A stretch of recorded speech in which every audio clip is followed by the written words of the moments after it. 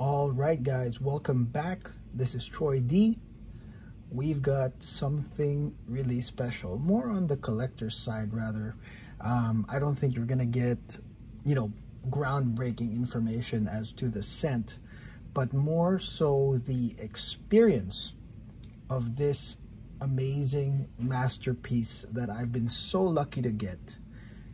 This is none other than a 2002 vintage version of Jean-Paul Gaultier's Le Male 2002. This thing right here is 18 years old. Ridiculous. And guys, check this out. Wow. So basically, I'm just here to share my findings about this vintage bottle. And again, thank you for being here. Thank you for watching. Make sure you guys subscribe, because it's all gonna be amazing from here on. And we have an amazing library of scents already reviewed. Okay, so before we continue here, let's hit the music.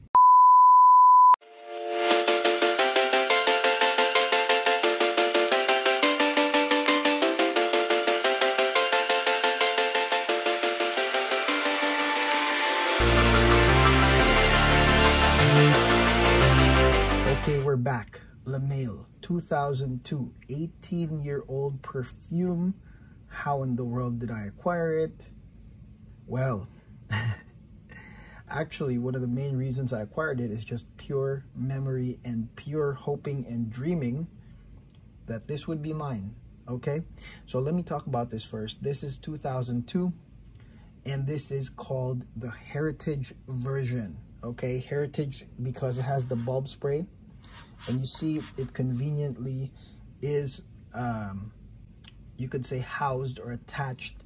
There's an attachment in the can that supports the bulb spray. And let's look at the bottle. Okay, here's the infamous body bottle right here. Now, here's the batch code as well, if you guys want to check that out. The thing that's really crazy here is the fact that this bottle is near full. That is crazy. 18 years, guys. It's pretty crazy. I found out about this through just the gray market. There was a guy that was selling this. His name's Robert, by the way. Thank you, Robert, by the way. And the thing is that he adamantly didn't want to ship this out.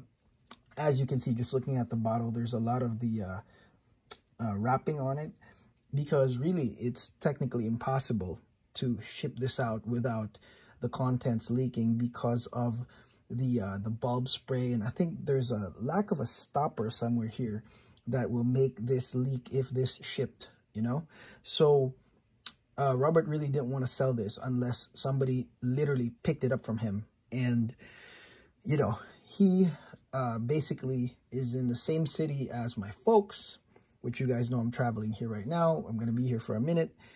And, this was 2 months ago. 2 months later, I was like, man, I wonder if Robert still has it. And I hit him up before I left to come here. And guess what? He still had it. So I was really, really happy that there was no crazy individual that said, yeah, just ship it, man. I'll pay for it. Doesn't matter if it breaks out or whatever, breaks down. So I guess this bottle is meant to be. Okay, so let's examine this real quick. Here's the bulb sprayer right here with nice little tassel right here. See that? And here's the sprayer. Does this move? Nope. It's kind of like just facing right. Okay.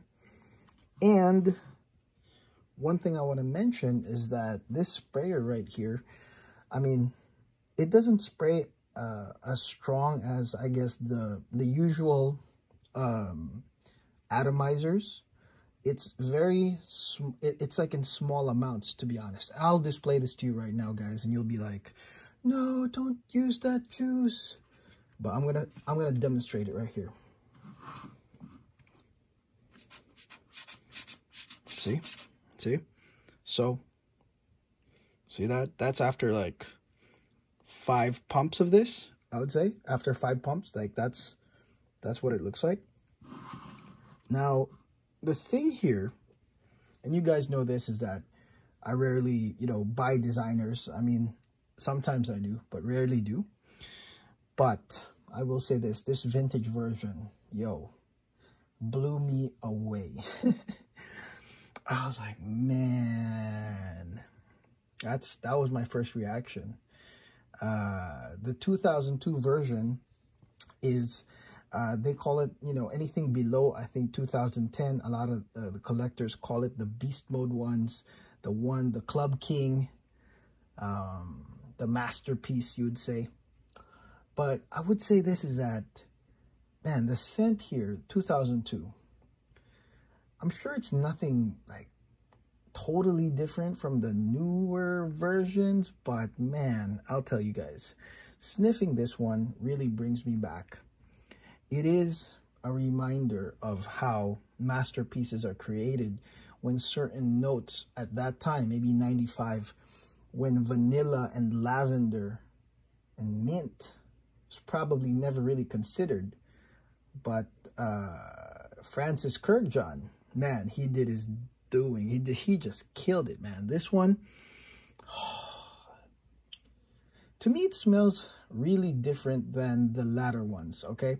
The latter ones, to me, smell very streamlined, very, you know, very cologne-y, or you could say very modern, okay?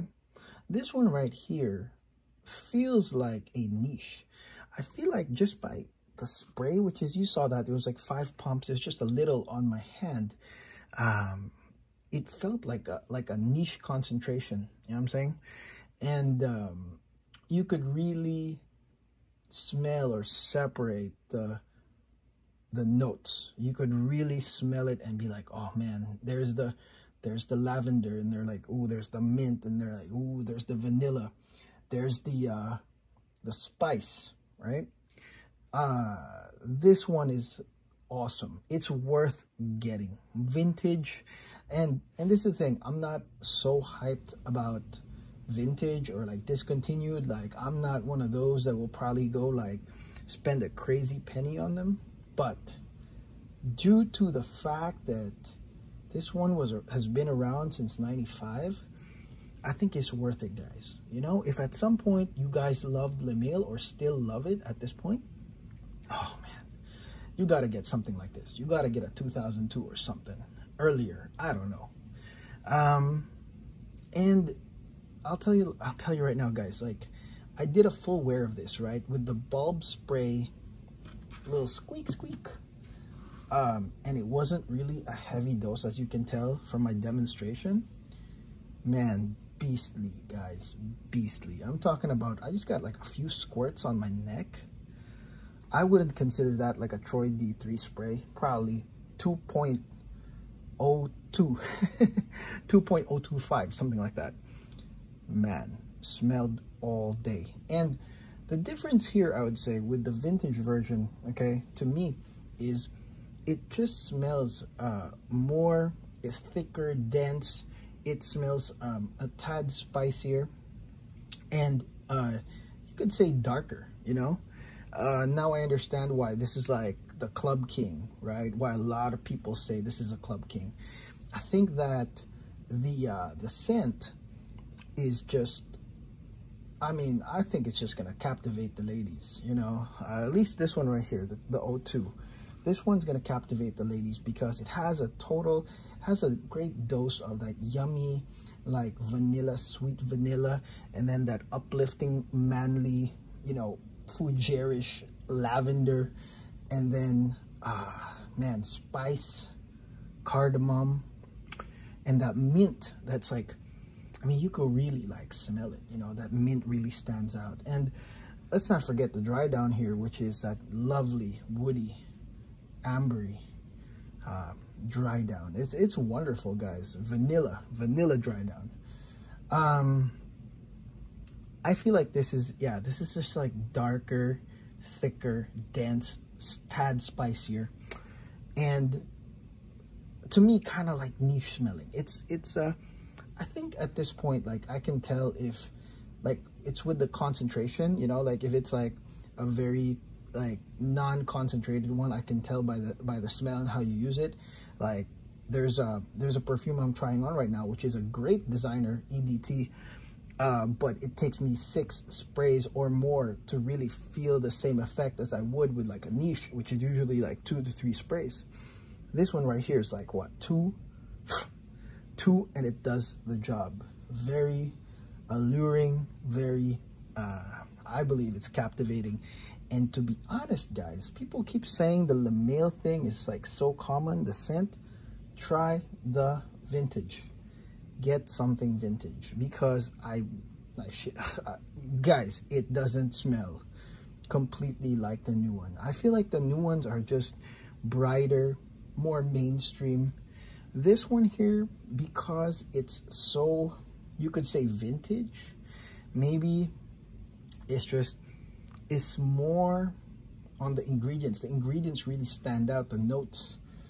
I feel like some women might just interpret this as a totally different fragrance. You know what I mean? And matter of fact, to the bachelors out there, you know, come on, as if the ladies really follow the fragrance community, in the sense that they would know what you're wearing, and they'd be like, oh yeah, that's a scent that everybody plus my ex-boyfriend was wearing. I don't think so.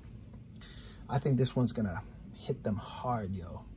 Because for me, I was like, oh, I really like, now I understand why, you know, this has been a bachelor's choice for the past how many years, okay?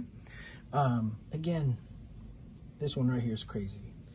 Now, I know that there are versions of this without the bulb, that there's like 2002 and below without the bulb. And this is, again, the heritage version. Guys, look for it, you know? You just gotta check the batch codes and, you know, make sure it's from a legit seller.